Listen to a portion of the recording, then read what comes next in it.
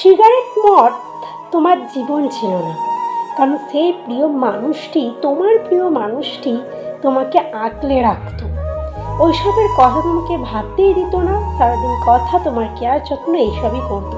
তুমিও বেশ ভালোই ছিল, কিন্তু প্রিয় মানুষটি তোমার জীবনে আর নেই, চলে গেছে কোনো কারণে, সে যে কোনো কারণেই হোক।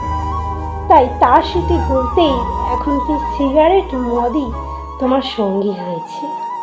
এমনটা বহু এর ক্ষেত্রেই হয়েছে। যেখানে স্বার্থ থাকে সেখানে ভালোবাসা, প্রেম এইগুলোর কোনো মূল্যই থাকে না। স্বার্থহীন প্রেম ভালোবাসাই হয়, স্বার্থ দিয়ে কখনো এগুলোকে টিকানো যায় না।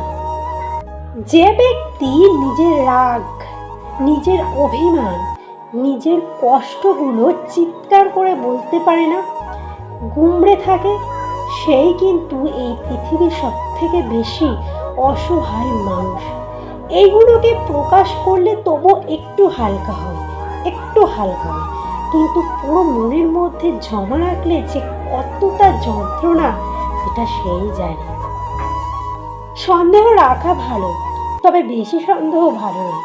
সম্পর্ক নষ্ট করে দিতে পারে। বহু মানুষের সম্পর্ক নষ্ট হয়ে গেছে শুধুমাত্র সন্দেহের জন্য।